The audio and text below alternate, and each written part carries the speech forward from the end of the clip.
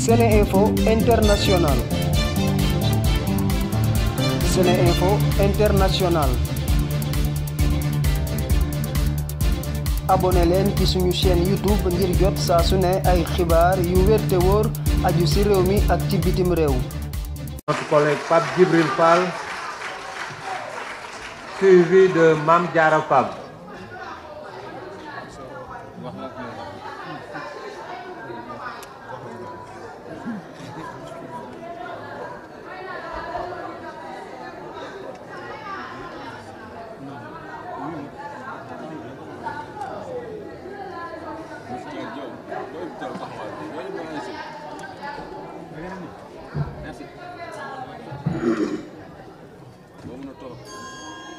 Assalamu alaikum. Bonjour Madame la ministre. Bonjour Monsieur les ministres et les collaborateurs des ministres, chers collègues. Monsieur le ministre, li ñu fi indi tey lu am solo la dans la vie d'une nation. mooy trajectoire am yan décision lañ ci jël yoo xamante ni daf koy influer que ñu bëgg ko que ñu bañ ko mais bala may commencer damay rendre hommage jàmbaar ji nga xamante ni kenn du ko jàngal baale ndax 64 ans ngi nii ci baale rek la dëkk jàmbaar jooju nag mooy askanu Sénégal li ñu ko digoon yépp lu ci ëpp gisu ko muy baale kon ko kenn du ko jàngal baale kenn du jàngal baale kooku nga xamante ni bañ ko diggee ne ko saa boo feebaree di nga faju amul ku ko faj kenn du ko digal baale ndax bañ ko diggee service public du logement tey jii benn ndaw mënul am kër mënul teg brique daal di jël ndaw ñooñu dëkk boobu nga xamante ni bañ joxuñu ko baal ñi nga xamante ni sécurité mënu ko am donc dafay baale depuis 64 ans kon du ñu ñëw tey pour jàngal askanu Sénégal nan la ñuy baalee waaye li nga xamante ni moom moo doy waar li nga xam moom moo doy waar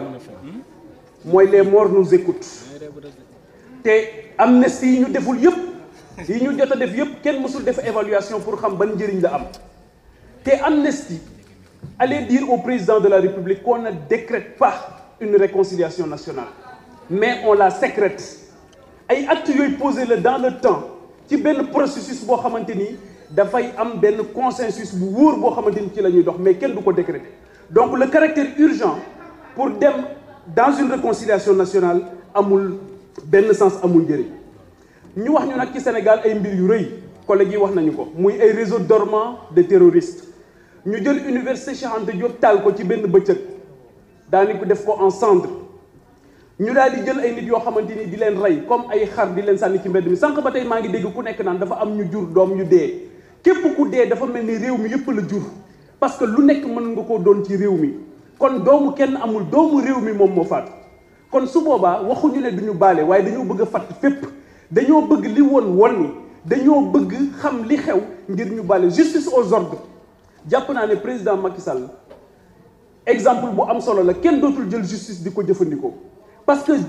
jëfandikoo justice moo ñu indil li yépp tey loolu moo ñu dal ci CREI yi am ñu dem gëmloo ko ne ko tu ne peux pas avoir en face de toi des opposants milliardaires mu topp xolam jël ay nit toroxal leen fi bëccëgu ndara kàmm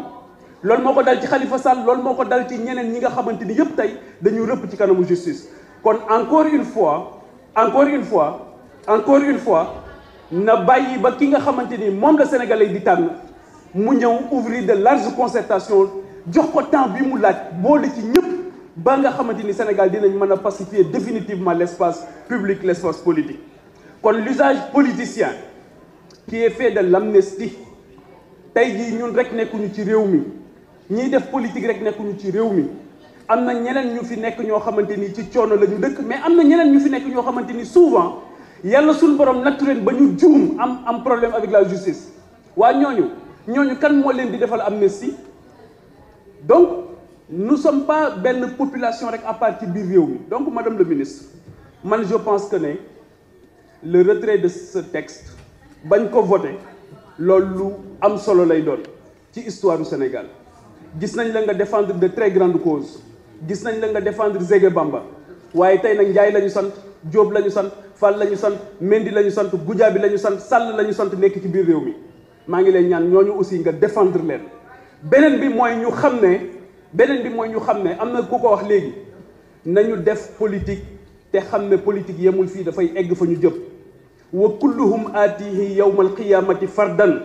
lépp loo képp koo xamante ni xam nga ne bu ëllëg di nga dajeeg sa borom mu laaj la nga tontu la les actes yi nga xamante ni da nga koy posé da nga koy kii. leneen li mooy li mu wax léegi ci pacification bi ñi toog fii yëpp samay moromu yaay ngeen dégg naa ngeen may saaga du ma leen saaga ndax dama leen rus. Politique du saga. La politique, elle a été inventée pour lutter contre la violence. Donc, je vous appelle à plus de mesures et de retenue. Merci. La parole est à notre collègue Mam Diarra Fam, suivi de Assou Ndiaye.